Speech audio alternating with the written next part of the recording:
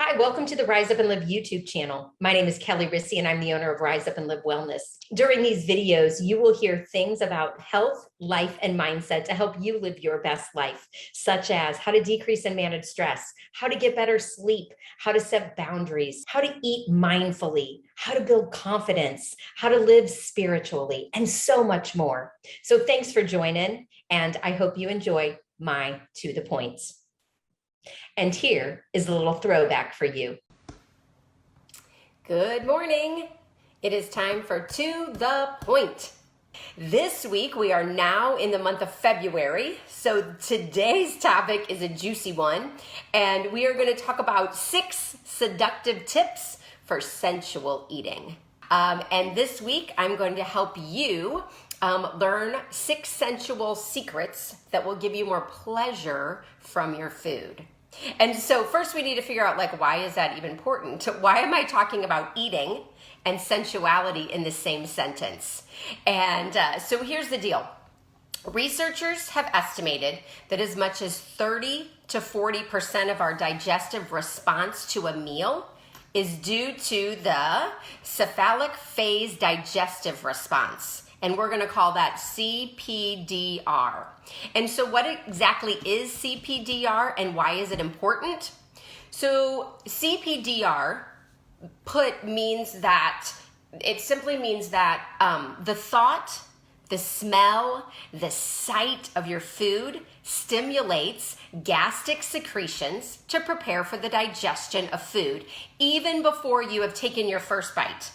And that much of the pleasure of eating is derived from the anticipation of eating.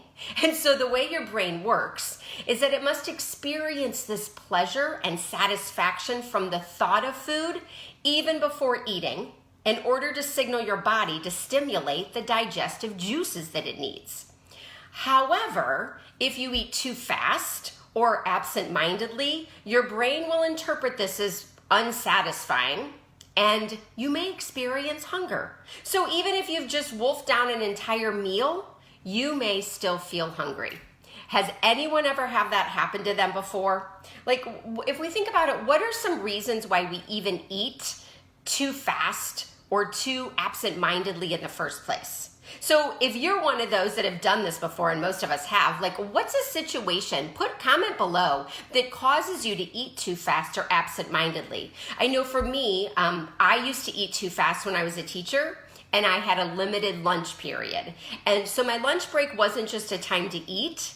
My lunch break was a time to use the restroom, check my email, go to my mailbox, make copies, prepare my room for the rest of the subjects I was teaching in the afternoon, check on any kids that I needed to. The list would go on and on. So most days I was eating my lunch so quickly so I would have time to accomplish everything that needed to be done before I picked up the kids from recess. Another time, if we think about eating absent-mindedly, how many of you have just been watching a movie, eating some popcorn, and the next thing you know, the whole bowl is gone, or the whole bag of chips is gone, or maybe it's eating while you're on Facebook, right? And so then you're just absent-mindedly scrolling through Facebook, eating, and you get done and you're like, did I even eat? Did my food taste good? I think I'm still hungry because I didn't have any satisfaction from what I just ate.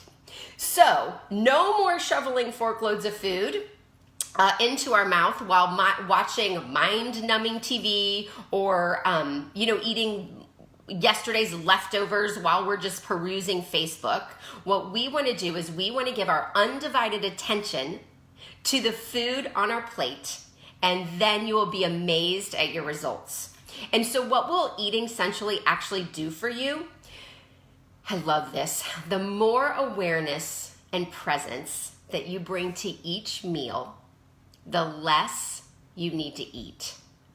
And the less awareness and presence you bring to each meal, the more you need to eat. This is huge, you guys. It's not just about what you eat, it's also about how you eat. So if you're busy gobbling down chips that by the time you get to the crumbles at the bottom of the bag, you can't even remember what flavor they were, then you're foregoing 30 to 40% of your digestive power.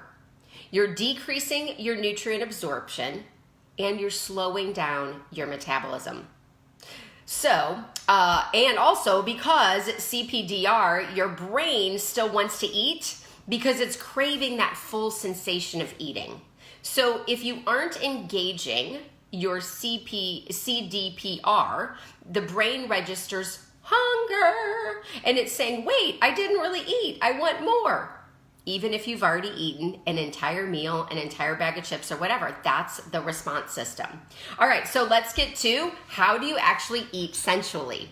All right, so we're gonna think of our 5 senses, okay? So number 1, sight. Savor the colors in your food. Right? Eat across the rainbow so that on your plate, there's a variety of beautiful colors that just can engage your sight. Think of the way that fancy meals prepare, that has the sprig of mint or parsley or coming out of it, right? Like that just brings like a beautiful sight to your food. Number 2, smell. Bring the food up to your nose as if you've never smelled it before and just inhale the wonderful aroma. Number 3, touch. What's the texture of the food?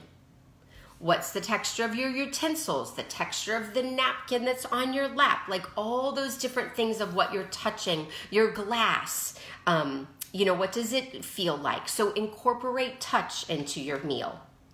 Number 4 is environment. I love this one. So what environment are you creating for yourself when you eat? Are you eating under fluorescent lights? Are you eating under candle? Are you using special china or paper plates?